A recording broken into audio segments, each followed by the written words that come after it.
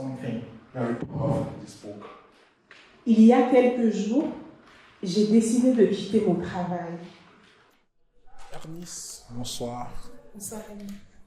C'était vraiment un plaisir de passer ces 2 jours très intenses à Graz avec toi et les autres, Sami Tchak, Nick Ngro.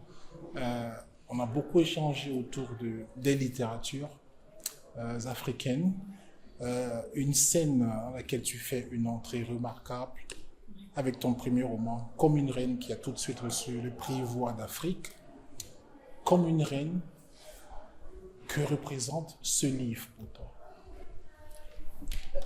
Comme une reine, c'est un roman qui retourne en fait dans mes sources propres, qui raconte le chez moi, c'est-à-dire l'intimité de mes ancêtres, ce qui n'est pas transcrit dans les romans, ce qui n'existe pas beaucoup.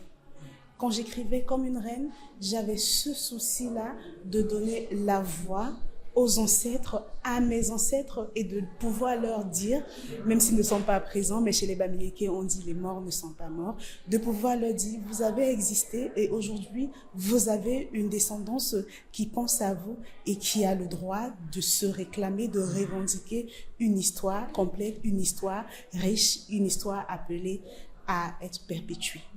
Merci. Pendant les ancêtres, tu insistes beaucoup sur le rôle des femmes. Ton arrière-grand-mère, ta grand-mère, ta mère, ces femmes qui t'ont éduqué, ces femmes qui t'ont enrichi.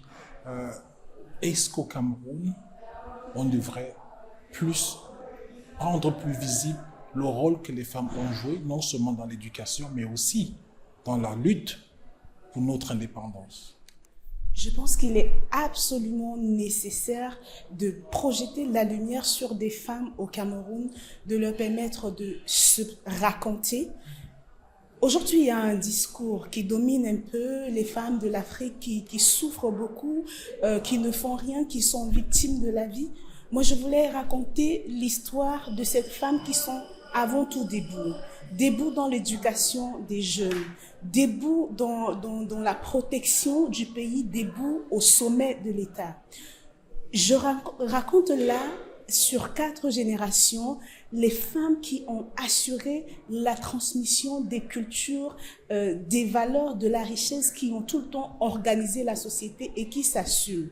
Je raconte aussi les femmes qui étaient actives dans la guerre du maquis dont on ne parle pas aujourd'hui. Aujourd'hui, quand on parle de la guerre de l'indépendance au Cameroun, on voit les grandes figures masculines. Je fais notamment référence à Omniobé, à Ernest Wandje. On oublie par exemple Julienne Ndjuka, qui est morte dernièrement à Banjul, en fait, dans l'ouest Cameroun, qui a été opprimée parce qu'elle était engagée dans la lutte contre le maquis.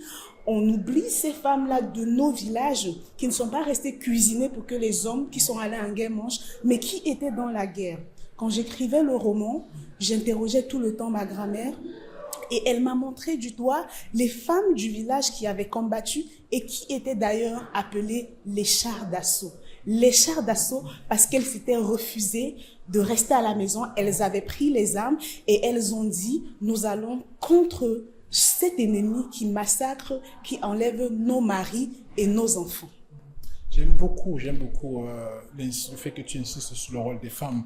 Et c'est aussi, pratiquement, tu suis la lignée, si je peux dire, de Hemle Boom, dans les maquisards, traduit en allemand sous le titre « Gesang für die Verlorenen », si tu veux, une chanson pour celles qui sont parties. Et on l'a lu et on a discuté ici. Donc, quelles sont, au niveau de l'écriture, par exemple, est-ce que Hemle Boom est une référence pour toi? Est-ce que tu travailles avec Hemle Boom? J'aimerais bien savoir. Effectivement, Hemle Boom est une référence pour moi. Sans la connaître, je l'ai lu. J'ai notamment lu 2 écrivaines camerounaises. Il s'agit de Léonora Miano et d'Hemle Boom. Quand je les lisais, je me sentais connectée aux personnes. Je me disais, je ne connais pas ces femmes, mais il y a quelque chose en elles qui résonne et quelque chose dont j'aimerais en profiter. Et la première fois que j'ai rencontré Hemle Boom, je me suis dit, je me suis pas trompée. Et je suis allée vers elle, j'ai dit, madame, j'ai lu tous vos livres et j'ai fait le résumé de tous ces livres. Et je ne sais pas si elle m'avait déjà lu, mais on a discuté de cette histoire de Maquisard. Et je lui ai dit, moi aussi, je viens d'une famille assez déchirée. D'un côté, l'administration, un grand-père qui était ancien combattant de l'administration française, et l'autre qui était Maquisard. Je me sens concernée par cette histoire, et madame, ce que vous racontez m'intéresse. Donc, évidemment, je me suis rapprochée d'Emily Boom, qui est une excellente écrivaine, non seulement une excellente écrivaine, mais qui humainement est une personne qui a le cœur au Cameroun, qui a un cœur de raconter un certain Cameroun et de donner comme ça une lumière, un flambeau aux jeunes écrivains du Cameroun. Donc, Léonora Miano et Emily Boom, je suis fière de dire, j'ai envie de suivre leur pas. Elles sont déjà une héritière. Je suis content d'entendre cela.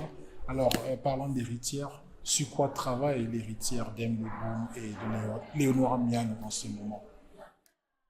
Actuellement, je travaille encore sur une histoire de transmission, mais cette fois-ci, la transmission encore de la mémoire, la transmission du trauma et des silences des mères. Je raconte une histoire mère-fille voilà, qui n'ont pas eu de vie ensemble, de moments ensemble, et qui sont rattrapés par le temps, et bien évidemment qui se trouvent obligés de se rencontrer, de s'expliquer, de recoudre les blessures du passé pour avancer.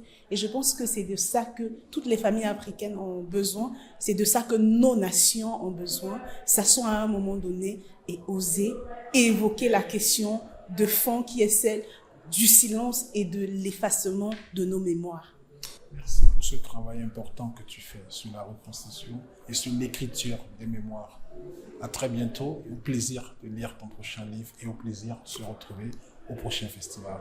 Merci. Rémi, c'est moi qui vous remercie. Merci.